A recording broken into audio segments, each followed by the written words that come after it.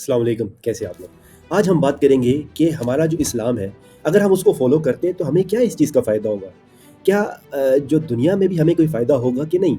कि सिर्फ़ आखिरत में ही हमें जन्नत मिलेगी? तो आइए सबसे पहले देखते हैं, बिस्मिल्लाहिर्रहमानिर्रहीम। सबसे पहले तो आपको रूहानी सुकून मिलेगा।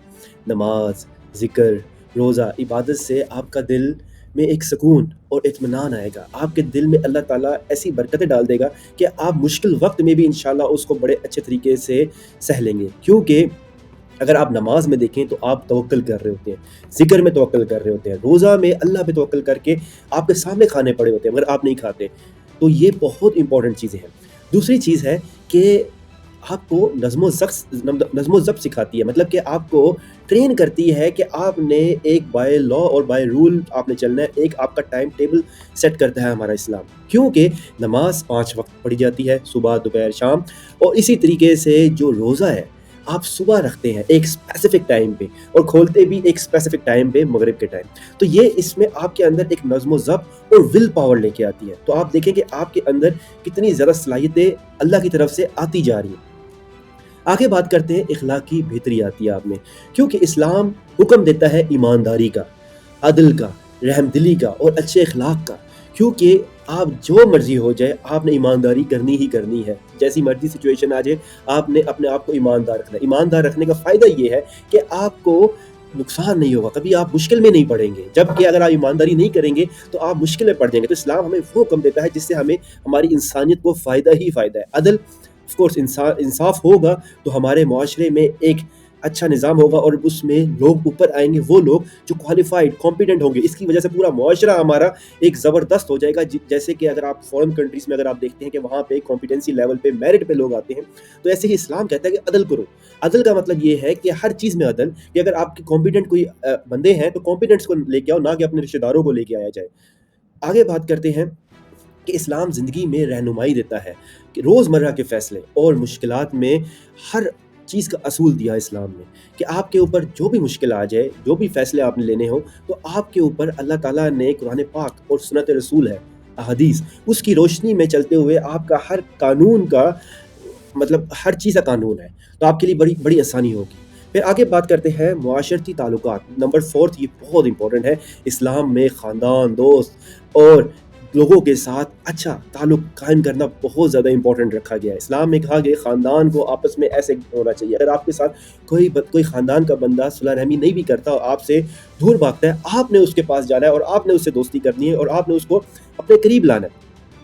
तो ये बहुत इस्लाम हमें सिखाता है। इससे क्या फ़ायदा है? मतलब कि अगर आप देखा जाए कि इसमें माँ-बाप का एहतराम है, जबकि आप फ़ॉरेन कंट्रीज़ में देखें कि इस्लाम को फ़ॉलो नहीं करते, वो अपने तरीके से चलते हैं, तो वहाँ पे माँ-बाप को कोई एहतराम नहीं है। इसी तरह माँ-बाप औलाद को कुछ नहीं करते, तो वहाँ पे कुछ बाउंडिंग नहीं है। जिस तरह मियाँ और बीवी का आपस में दूसरे के ऊपर बाउंडिंग है, एक-दूसरे के ऊपर ज़िम्मेदारी है।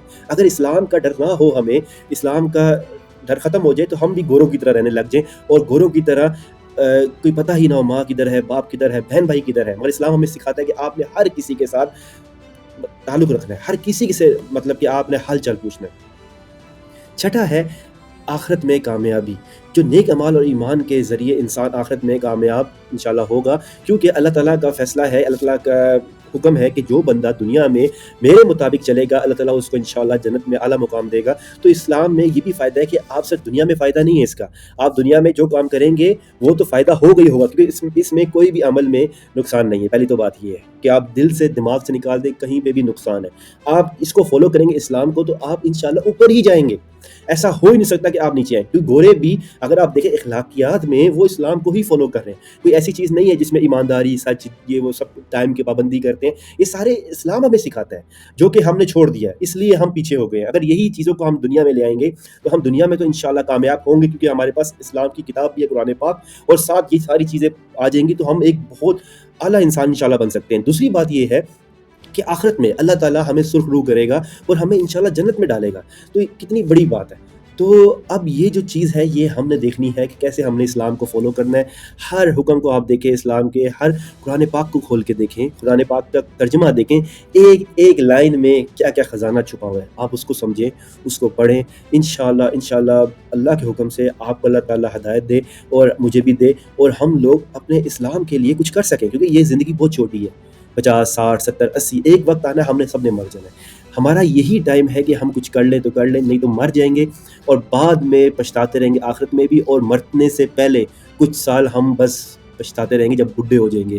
بڈھے انسان کا کوئی فائدہ نہیں۔ اگر آپ جوان ہیں، اللہ نے آپ کو طاقت دی ہے تو اس کو یوز کریں ہر سینس میں کہ اسلام کو بڑھانے کے لیے، مگر بڑھانے سے پہلے سب سے پہلے اپنے آپ کی رہنمائی کریں، اپنے آپ کو بڑھائیں۔ اپنے آپ کو بڑھانے کا طریقہ کہ اپنے اندر نظم و ضبط لے کے آئیں، اپنے اندر اخلاقیات لے کے آئیں، صبر لے کے آئیں، برداشت لے کے آئیں۔ اگر آپ کو کوئی گالی بھی دے دیتا ہے آپ برداشت کرنا سیکھیں۔ تو یہ سب چیزیں پورا ایک پیکج ہے اسلام۔ اگر آپ پورا فالو، صرف نماز نہیں ہے، نماز ایک چیز ہے، باقی ارکان بہت ضروری ہیں جو اسلام کے ہیں، جو کہ نماز ہے، حج ہے، روزہ ہے، زکوٰۃ ہے۔